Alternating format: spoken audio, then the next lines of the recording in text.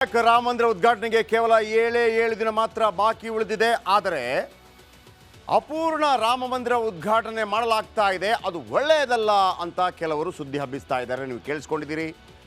ಆದರೆ ಅಸಲಿ ಕಹಾನಿಯೇ ಬೇರೆ ಇದೆ. ಅಪಪ್ರಚಾರದ ವಿರುದ್ಧ ಮಂದಿರ ಪ್ರಾಣ ಪ್ರತಿಷ್ಠೆಗೆ ಮುಹೂರ್ತ ನಿಗದಿ ಮಾಡಿರುವ ಪ್ರಾಣ ಪ್ರತಿಷ್ಠಾಪನೆಯ ವಿಧಿವಿಧಾನಗಳನ್ನು ನೋಡಿಕೊಳ್ತಿರೋ ಗಣೇಶ್ವರ ಶಾಸ್ತ್ರಿ ಇದಕ್ಕೆ ಉತ್ತರ ಕೊಟ್ಟಿದ್ದಾರೆ. ದೇವರ ಪ್ರಾಣ ಪ್ರತಿಷ್ಠಾಪನೆಗೆ ಎರಡು ವಿಧಾನಗಳಿದೆ. ಅವು ಯಾವುದು ಅಂಥೇಳಿ ಗಣೇಶ್ವರ ಶಾಸ್ತ್ರಿಗಳು ಉತ್ತರ ಕೊಟ್ಟಿದ್ದಾರೆ. ಅವರು ಏನು ಹೇಳಿದ್ದಾರೆ ಕೇಳಿಸ್ಕೊಳ್ಳಿ. ಏನದು ಅವರು ಹೇಳಿರುವಂಥ ವಿಚಾರ ಅಂತಂದರೆ ನೋಡಿ, ಪ್ರಾಣ ಪ್ರತಿಷ್ಠೆ ವಿಧಾನ ನಂಬರ್ 1, ಇದು ಗಣೇಶ್ವರ ಶಾಸ್ತ್ರಿಗಳು ಹೇಳಿರುವಂಥ ವಿಚಾರ.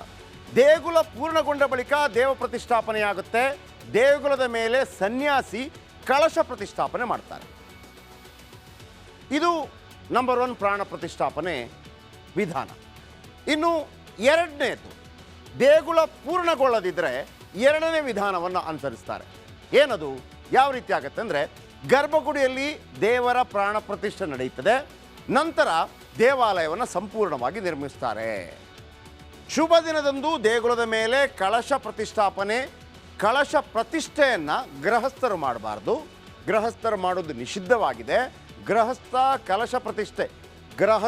ಕಲಶ ಪ್ರತಿಷ್ಠೆ ಮಾಡಿದರೆ ಕುಟುಂಬ ನಾಶವಾಗುತ್ತದೆ ಅನ್ನುವಂಥ ಒಂದು ನಂಬಿಕೆ ಇದೆ. ಇನ್ನು ಅಪೂರ್ಣ ವೈದಿಕ ಆಚರಣೆ ಪ್ರಕಾರ ಪೂಜಿಸದೆ ದೇಗುಲ ಪ್ರತಿಷ್ಠಾಪನೆ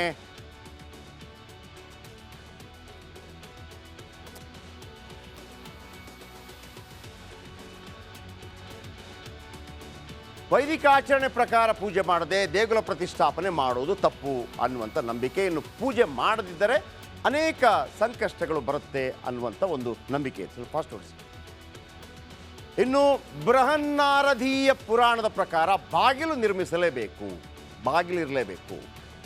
ಚಾವಣಿ ಇಲ್ಲದೆ ದೇವ ಪ್ರತಿಷ್ಠೆ ಮಾಡಬಾರದು ಅಂತ ಹೇಳುತ್ತೆ. ರಾಮ ಪ್ರಾಣ ಪ್ರತಿಷ್ಠೆಗೂ ಮುನ್ನ ಶಾಂತಿ ಯಜ್ಞ ವಿಧಿವಿಧಾನಗಳು ನಡೆಯುತ್ತೆ. ಇನ್ನು ರಾಮ ಮಂದಿರದ ಗರ್ಭಗೃಹಕ್ಕೆ ಬಾಗಿಲುಗಳನ್ನು ಅಳವಡಿಸಲಾಗಿದೆ. ಗರ್ಭಗೃಹ ಸಂಪೂರ್ಣವಾಗಿ ಬಂಡೆಗಳಿಂದಲೇ ನಿರ್ಮಿಸಲಾಗಿದೆ. ನೀವು ಅದರ ಬಾಗಿಲುಗಳನ್ನು ನೋಡಿದ್ರಿ, ಚಿನ್ನದ ಬಾಗಿಲುಗಳನ್ನು ನೀವು ನೋಡಿದ್ರಿ. ಆದ್ದರಿಂದ ಪ್ರಾಣ ಪ್ರತಿಷ್ಠಾಪನೆ ಮಾಡೋದ್ರಲ್ಲಿ ತಪ್ಪೇನಿಲ್ಲ ಅನ್ನುವಂಥ ಹೇಳಿಕೆಯನ್ನು ಗಣೇಶ್ವರ ಶಾಸ್ತ್ರಿಗಳು ಕೊಟ್ಟಿದ್ದಾರೆ. ಇನ್ನು ಕರ್ಮಕಾಂಡ ಪ್ರದೀಪದ ಕಲಶೋಷೋಪಣ ವಿಧಿ ಪ್ರಕಾರ ವಿಧಿವಿಧಾನ ನಡೆಯುತ್ತೆ. ಯಾವುದು? ಕರ್ಮಕಾಂಡ ಪ್ರದೀಪದ ಕಲಶೋಷೋಪಣ ವಿಧಿ ಪ್ರಕಾರ ವಿಧಿವಿಧಾನ ನಡೆಯುತ್ತೆ ಅಂತೇಳಿ. ನೋಡಿ ವೀಕ್ಷಕರೇ, ಭಾಳ ಮುಖ್ಯವಾಗಿ ಇದನ್ನು ನಿರ್ಧಾರ ಮಾಡಬೇಕಾದವರು ಯಾರು ಅಂತಂದರೆ, ಮುಖ್ಯವಾಗಿ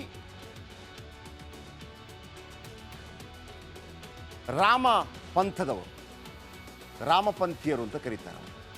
ನಮ್ಮಲ್ಲಿ ದ್ವೈತ, ಅದ್ವೈತ, ವಿಶಿಷ್ಟ ಅದ್ವೈತ, ಶಕ್ತಿ ವಿಶಿಷ್ಟ ಅದ್ವೈತ, ಹೀಗೆಲ್ಲ ಬೇರೆ ಬೇರೆ